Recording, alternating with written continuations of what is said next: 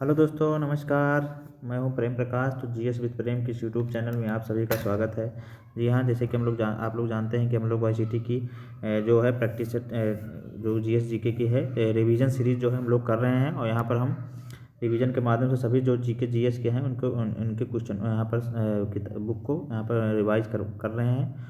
तो कल हमने गुलाम वंश, जी हाँ, मध्यकालीन इतिहास हम इस समय देख रहे हैं। मध्यकालीन इतिहास के आज दूसरे क्लास में आप सभी का स्वागत है। और मध्यकालीन इतिहास के पहले क्लास में हमने कल गुलाम वंश के बारे में पढ़ा। आज हम खिलजी वंश की शुरुआत करेंगे। जी हाँ, खिलजी वंश के प्रमुख शासक उनके बारे में पढ़ेंगे। बाकी और भी जो वंश हैं उनके बारे में पढ़ा जाएगा। तो सल्तनत कालीन का ये पाठ चल रहा है। तो सबसे पहले हम शुरुआत करेंगे। जी हाँ, खिलजी वंश की याद तो खिलजी में जलालुद्दीन फिरोज शाह खिलजी। जी हाँ, खिलजी वंश के जो संस्थापक थे जलालुद्दीन फिरोज शाह खिलजी। जी हाँ, 1290 से लेकर 1996 तक। जी हाँ, 1290 से लेकर 1296 तक उनका शासनकाल रहा है। और मलिक छज्जू ने इनके समय विद्रोह किया था। जी हाँ, मलिक छज्जू जो है इन्हीं के समय में विद्रोह किया था। और 1296 में इनके भतीजे अलाउद्दीन इनकी हत्या कर दी थी। और क्यूमर्स की हत्या कर खिलजी वंश की स्थापना इसने की थी। जी हाँ, यहाँ हम देखा कि जलालुद्दीन खिलजी जो है इसने क्यूमर्स की हत्या कर खिलजी वंश की स्थापना की थी। और मलिक छज्जू ने इसके समय में विद्रोह किया और 1296 में इसके भतीजे अलाउद्दीन ने इनकी हत्या कर दी थी। तो इसे भी आप लोग याद रखेंगे। अब हम चलेंगे, अगला देखेंगे अलाउद्दीन खिलजी के बारे में। जी हाँ, अलाउद्दीन खिलजी के बारे में पढ़ेंगे। जी हाँ, तो अलाउद्दीन खिलजी के बारे में देखेंगे तो सिकंदर सानी। जी हाँ, सिकंदर सानी की उपाधि धारण करने वाला अलाउद्दीन खिलजी 1296 से 1316 ईस्वी तक। जी हाँ, उसके बाद प्रथम आक्रमण गुजरात के विरुद्ध किया गया। मलिक काफूर नामक दास गुजरात से ही प्राप्त हुआ था। तो यहाँ पे से देख सकते हैं कि अलाउद्दीन खिलजी का जो मलिक काफूर नामक एक दास है जो गुजरात से प्राप्त हुआ था। और प्रथम आक्रमण इसने गुजरात के विरुद्ध किया था और सिकंदर सानी की उपाधि इसने धारण की थी। प्रारंभ में इसके प्रारंभ में कार्य किया गया भूमि की पैमाइश कराकर लगान वसूल करना। इस हेतु दीवान मुस्तकराज, जी हाँ, दीवान मुस्तकराज नामक विभाग की स्थापना की गई थी। बाजार नियंत्रण पर मूल्य नियंत्रण की नीति लागू की गई। घोड़ों को दागने और सैनिकों के हुलिया लिखने की प्रथा को भी इसी अलाउद्दीन खिलजी के शासनकाल में प्रारंभ किया गया। आइए अलाउद्दीन खिलजी के कुछ अभियानों के बारे में जानेंगे और वहाँ के शासक के बारे में देखेंगे। तो गुजरात का अभियान इसने कड़देव शासक थे। रणथंभौर में हमीर देव, मेवाड़ में आपका रतन सिंह, मालवा में महालक, जालौर में कल्हड़ देव, देवगिरी में आपके रामचंद्र देव, शंकर देव, वारंगल में आपके रुद्र प्रताप सेकंड, द्वार समुद्र में वीर वल्लाल तृतीय, मदुरै में वीर पांडे। तो ये कुछ इसके अभियान थे। वहाँ के कुछ संबंधित शासक थे जिनके बारे में हमने जाना, हमारे एग्जाम में पूछ लिया जाता है। और इसके अंतिम शासक की बात करें तो खिलजी वंश का अंतिम शासक नासिरुद्दीन खुसरो शाह था। जी हाँ, इसे भी आप लोग याद रखेंगे। इसका अंतिम शासक कौन था? नासिरुद्दीन खुसरो शाह था। तो इसे आप लोग याद रखेंगे।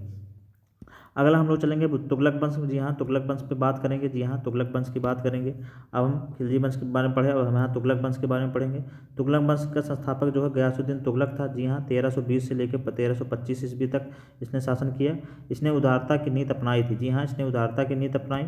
और नहरों का प्रथम निर्माण करने वाला यह सुल्तान था। जी हाँ, नहरों का निर्माण करने वाला यह प्रथम सुल्तान था। और तुगलकाबाद नामक नगर भी इसी के द्वारा बसाया गया था। जी हाँ, तुगलकाबाद नामक नगर का जो निर्माण था किसने किया था? गयासुद्दीन तुगलक ने, जो कि 1320 से लेकर 1325 तक इसने शासन किया था। अगला हम लोग देखेंगे। अब हम चलेंगे मोहम्मद बिन तुगलक के बारे में बात करेंगे। जी हाँ, मोहम्मद बिन तुगलक जो कि 1325 से लेकर 1351 तक इसने शासन किया। जी हाँ, इसका वास्तविक नाम जो था उलूग खां, जिसे जूना खां भी कहते थे। हमारे एग्जाम में कई बार पूछा गया है। इसका वास्तविक नाम उलूग खां या जूना खां कहते थे। प्रमुख कार्य की बात करें तो दोआब कर में वृद्धि इसने किया। राजधानी को दिल्ली से दौलताबाद, जी हाँ, दिल्ली से दौलताबाद देवगिरी में स्थानांतरित किया। और सांकेतिक मुद्रा का चलन भी इसी मोहम्मद बिन तुगलक के शासनकाल में हुआ था। खुरासिन और कराचिल अभियान भी इसी के शासनकाल में हुआ। और दीवान अमीर कोही नामक कृषि विभाग की स्थापना भी मोहम्मद बिन तुगलक के शासनकाल में हुई थी। इब्न बतूता को सुल्तान ने दिल्ली का काजी नियुक्त किया था। जी हाँ, इब्न बतूता को मोहम्मद बिन तुगलक ने दिल्ली का काजी नियुक्त किया था।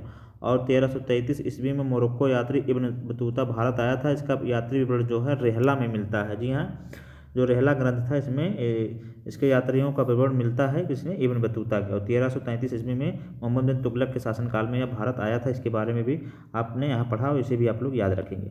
अगला हम लोग देखेंगे, आप फिरोज शाह तुगलक के बारे में पढ़ेंगे। जी हाँ, फिरोज शाह तुगलक के बारे में देखेंगे। तो फिरोज शाह तुगलक जो कि 1351 से लेकर 1388 ईस्वी तक यह शासनकाल किया इसने।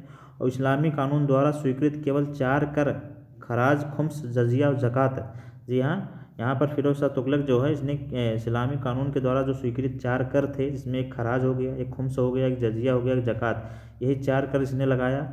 सिंचाई कर हक ये सर्व लगाने वाला दिल्ली का पहला सुल्तान था। तो इसने सिंचाई कर भी लगाया था, जिसका नाम हक ये सर्व था, और यह लगाने वाला दिल्ली का पहला सुल्तान कौन था? फिरोज शाह तुगलक।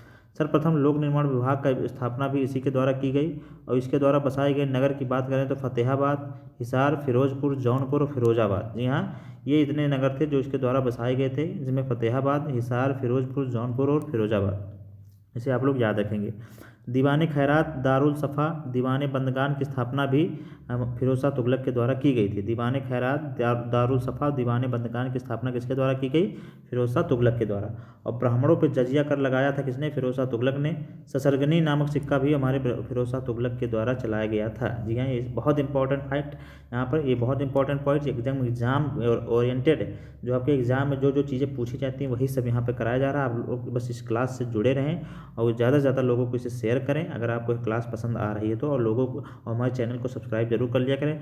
डेली आपको 1 बजे क्लास आपको हमारे चैनल पर अपलोड कर दी जाती है। तो चलिए फिर हम अगला देखेंगे कि ब्राह्मणों पर जजिया कर लगाने वाला कौन था। ये पहला शासक था। फिर ससरगनी नामक सिक्का भी फिरोज शाह तुगलक ने चलाया था।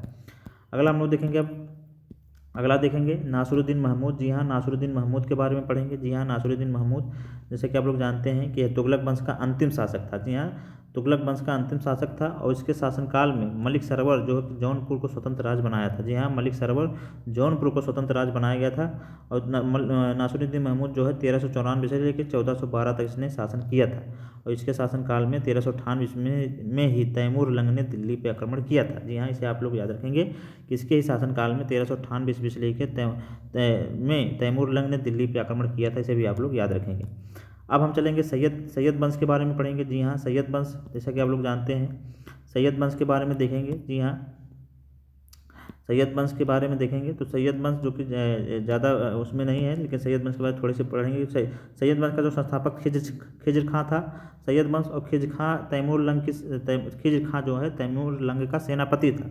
जी हाँ, तैमूर लंग का सेनापति था खिज्र खां, और इस वंश का अंतिम शासक जो है अलाउद्दीन आलम शाह था। इसे बस इतना आपको याद रखना है सैयद वंश से संबंधित। इस वंश का अंतिम शासक अलाउद्दीन शाह, संस्थापक खिज्र खां, और खिज्र खां जो है तैमूर लंग का सेनापति था। इसे भी आप लोग याद रखेंगे। अब हम बात करेंगे लोधी वंश की। जी हाँ, लोधी की बात करें, लोधी वंश की बात करेंगे। जी हाँ,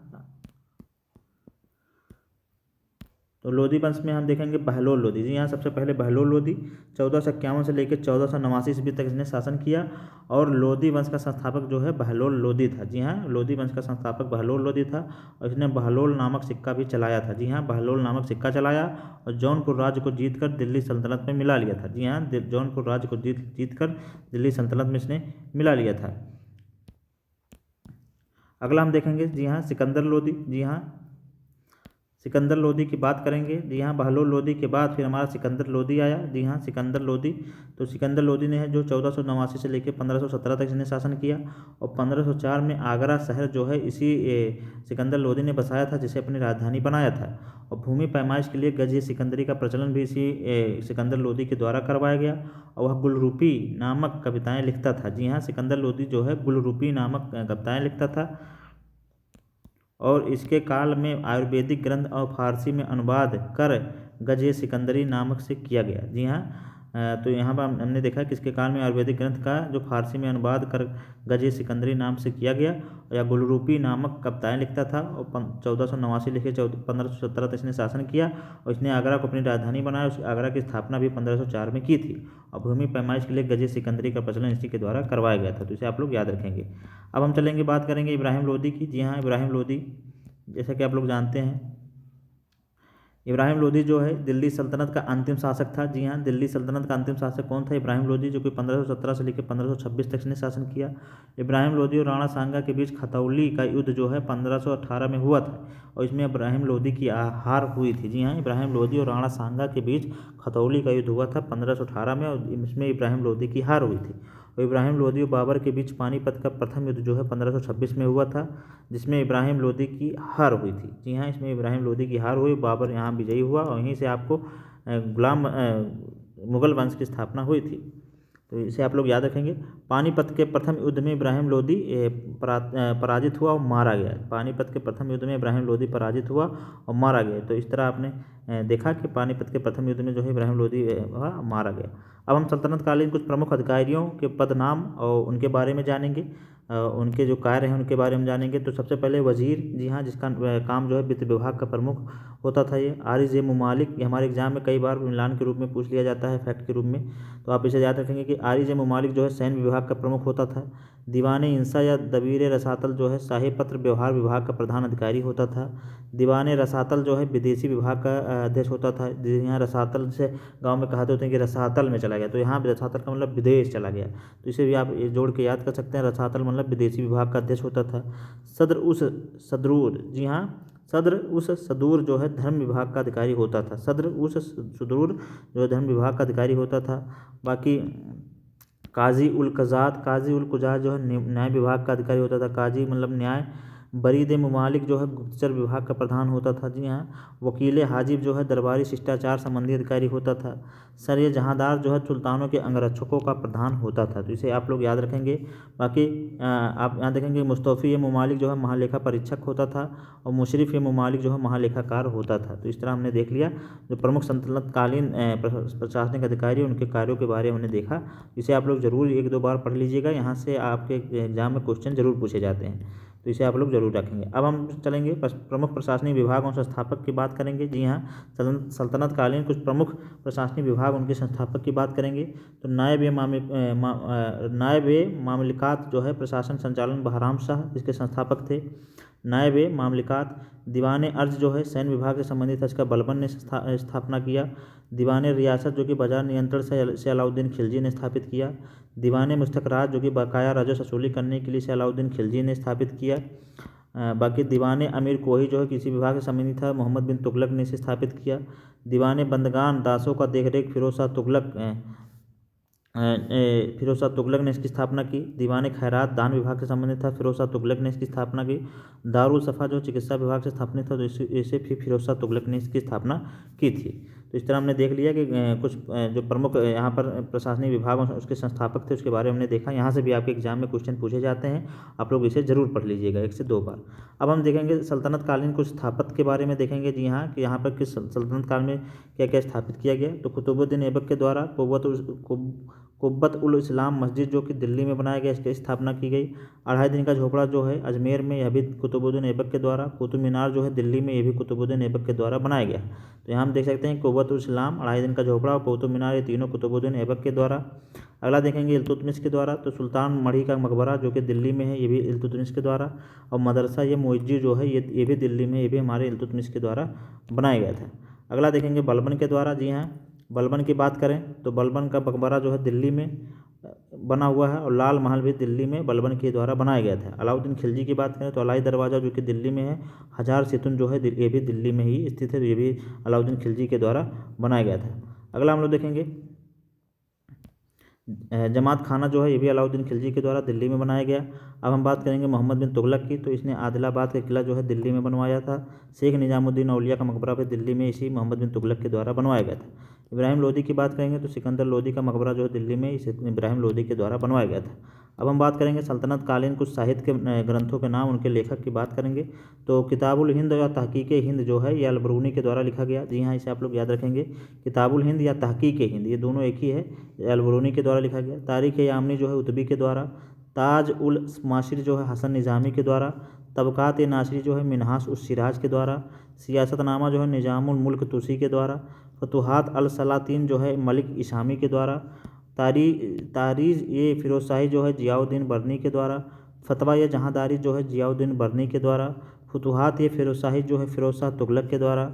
खज़ाइन उल फुतह नूह सिपहार एंड आसिक एंड तुगलका नामा जो है अमीर खुसरो के द्वारा। जिनके तो अमीर खुसरो के द्वारा खज़ाइन उल फुतह नूर सिपहार आशिक एंड तुगलक नामा जो है अमीर खुसरो के द्वारा। और रहला जो है इब्न बतूता के द्वारा लिखा गया है।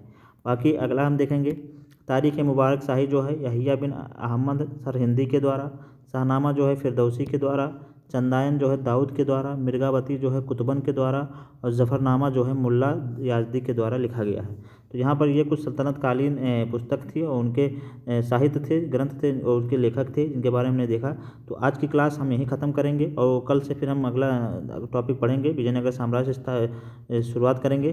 तो आपको क्लास, आज की क्लास बहुत इंपॉर्टेंट है, आप लोग इसे ज़रूर देख लीजिएगा 1 से 2 बार। और यहाँ से आपको यहाँ से क्वेश्चन तो 100% है कि आज की क्लास से क्वेश्चन आपके एग्जाम में बनने ही बनने हैं, क्योंकि सल्तनत कालीन से कोई ना कोई क्वेश्चन, चाहे वो प्रशासनिक विभाग के संस्थापक से हो या हमारे सल्तनत कालीन साहित्य से हो या सल्तनत कालीन प्रमुख प्रशासनिक अधिकारी से हो या उनके शासकों से, यहाँ से ज़रूर बन जाता है। तो आप इस आज के क्लास को अच्छे से कर लीजिएगा और इसे 1 से 2 बार देख लीजिएगा। आपके सारे जो मध्यकालीन इतिहास के जो सल्तनत कालीन के डाउट हैं सब यहाँ क्लियर हो जाएंगे।